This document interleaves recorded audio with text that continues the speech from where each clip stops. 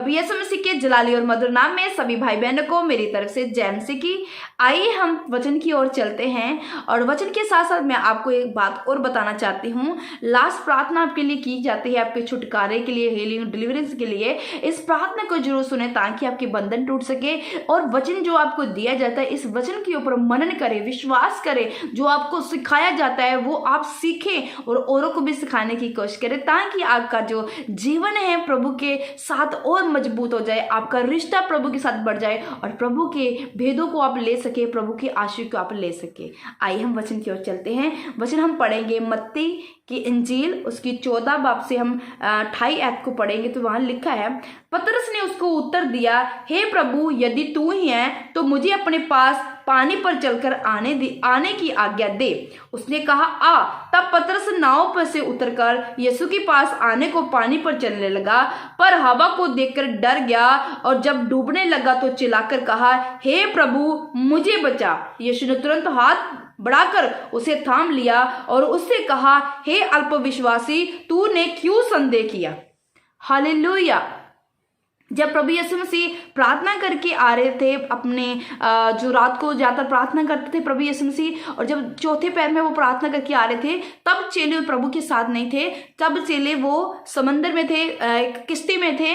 तो उन्होंने प्रभु को आते हुए देखा, प्रभु पानी के ऊपर चल के आ रहे थे, पर उस वक्त वो शक कर रहे थे कि ये प्रभु ही है जब भूत है। वो डरने लगे और आपस में कहने लगे ये भूत है। प्रभु यीशु मसीह ने कहा मैं हूं, पर उन्होंने विश्वास नहीं किया प्रभु के ऊपर। और तब पतरस ने प्रभु से कहा कि अगर प्रभु तू ही है तो मुझे आज्ञा दे कि मैं पानी के ऊपर चल के आऊं। सबसे बड़ी बात ये कि पतरस ने शक किया, उस चेलों ने शक किया। जो प्रभु यीशु मसीह सदा उनके साथ रहता था, चिन्ह चमत्कार उनके सामने होते थे, प्रभु लोगों को चंगा करता था, सब तरह की बीमारी दूर करता था और वचन के तहत बातें करता था, इतना कुछ सिखाता था। फिर भी चेलों ने क्या किया, प्रभु के ऊपर शक किया। पतरस ने कहा, अगर प्रभु है तो मुझे आज्ञा दे कि मैं पानी के ऊपर चल के आऊं। फिर भी परमेश्वर ने कहा चलो, ये शक कर रहे हैं, जाने दो से। और प्रभु ने पतरस को कहा आप आ सकते हो पानी के ऊपर चलने के लिए। जब प्रभु ने आज्ञा दी आने के लिए तो पतरस आया, इधर उधर देखा कि हवाएं चल रही, लहरें उठ रही हैं, तो वो डर गया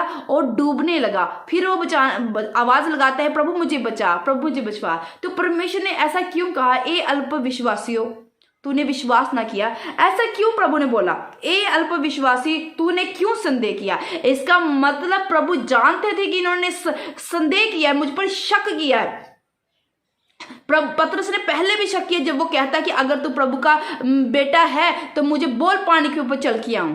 फिर जब वो पानी पर चला तब गिरने लगा, लहरों को देखे, ये नहीं देखा कि सामने प्रभु का बेटा है, प्रभु यीशु मसीह सामने है, मैं पानी में कैसे गिर सकता हूं। वो क्यों लहरों को आसे पासे देख के वो डरने लगा, क्योंकि उसने शक किया प्रभु के ऊपर। आज कितने मेरे प्रिय भाई बहन हैं जो मसीह भी कहलाते हैं और प्रभु के ऊपर शक भी करते हैं। आज आपके जीवन में हालात बुरे हैं, हम जानते हैं कि बुरे हैं, क्योंकि मसीह जिंदगी ऐसी है। वैसे मसीह जिंदगी को हम बुरे हालातों में निकल के जाना है। आज कितने लोग ये संदेह कर रहे हैं, बहुत सारे लोग संदेह करते हैं, प्रार्थना भवन में जाते हैं, प्रार्थना करवाते हैं, क्या मैं चंगी हो जाऊंगी, क्या मेरे घर में ऐसा जो परिस्थिति है ये हल हो जाएगी। जब तक आपके जीवन में क्या है तब तक आप कुछ नहीं कर पाएंगे। जैसे पतरस ने यह कहा कि अगर तू प्रभु है तो मुझे पानी पर चलने की आज्ञा दे। अगर आप प्रभु को हुक्म देंगे तो प्रभु आपको आपके जीवन में कभी काम नहीं करेगा। अगर आप शक भी करेंगे और साथ में प्रभु को हुक्म भी देंगे कि प्रभु ये दे, अगर ये काम ना हुआ तो मैं अगली बार चर्च नहीं आऊंगा, आप क्या प्रभु को टॉर्चर कर रहे हो।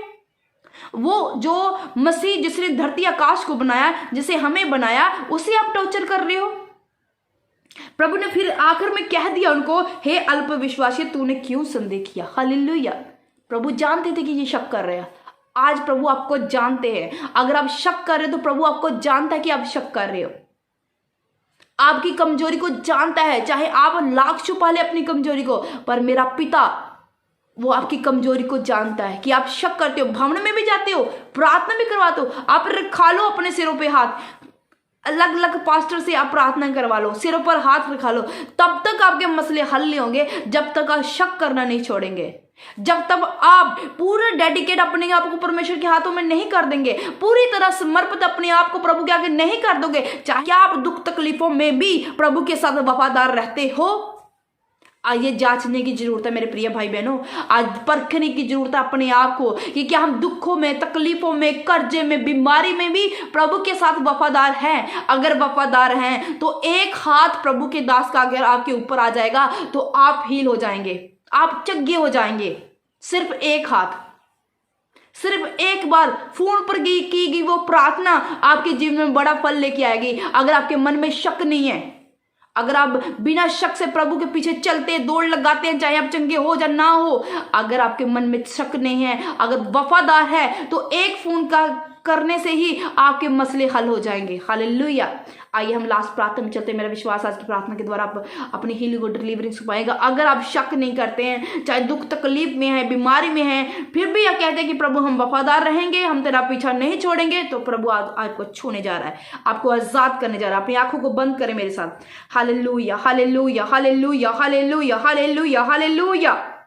सर्वशक्तिमान दयावान दयालु कृपालु महासामर्थी पिता प्रभु यीशु मसीह, हम आपका धन्यवाद करते पिता, तारीफ करते प्रभु आज के सुंदर समय के लिए पिता परमेश्वर, सुंदर शाम के लिए पिता परमेश्वर, और आने वाली रात के लिए पिता परमेश्वर खुदावन। पिता परमेश्वर, जैसे पत्रस ने प्रभु तुझ पर शक किया, तेरे चेलों ने प्रभु तुझे शक किया, आज भी प्रभु बहुत सारे भाई बहन है तुझे तुझ पर शक करते हैं कि प्रभु क्या तू हमें चंगा कर देगा, क्या प्रभु तू हमें गरीबी से बाहर निकाल देगा।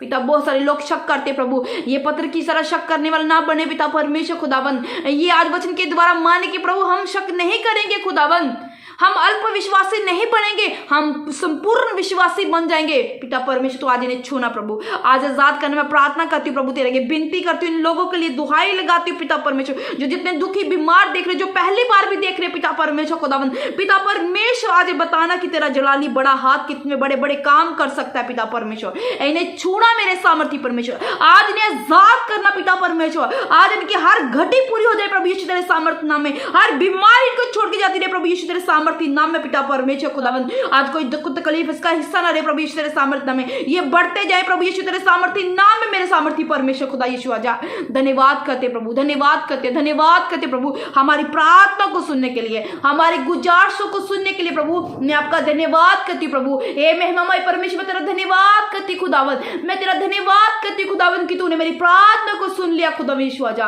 और सारी रात प्रभु परमेश्वर इनको अपने हाथों में रखना पिता, सुरक्षित रखना, तेरा बड़ा हाथ, छुड़ाने वाला, आजाद करने वाला हाथ प्रभु इनके जीवनों में आए। आज जब वे बिस्तरे पे लेटे तो खुदावन पिता तेरी प्रेजेंस में लेटे खुदावन पिता परमेश्वर ने अच्छी नींद, गूढ़ी नींद, मीठी नींद देना पिता परमेश्वर, कोई दुख इनके डेरे के निकट ना आने पाए प्रभु यीशु तेरे सामर्थ्य नाम में।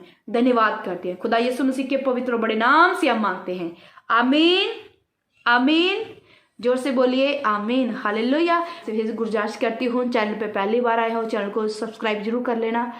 सुबह और शाम आपके लिए प्रार्थना होती है, इन प्रार्थना को जरूर सुने, और जो वचन दिए जाए पूरे मन से, रूह से, विश्वास से साथ इस वचन को ग्रहण करें। ये आपके छुटकारे के लिए ही है और स्वर्ग राज के लिए आपको तैयार करने के लिए है। अगर आपके अंदर बोझ है कि आप हमारी मिनिस्ट्री के लिए कुछ करें, तो अगर बोझ है, प्रभु की आत्मा आपको अगुवाई करती है हमारे चर्च में बीज बोने के लिए, तो हमारी चर्च में आप बीज बो सकते हैं। आपका वेलकम है, नीचे नंबर दिया गया है, इस नंबर पर आप फोन करके हमें बीज के बारे में पूछ सकते हैं। प्रभु यीशु मसीह के सामर्थ्य में प्रभु आपको ब्लेस करे। सबको जय मसीह की।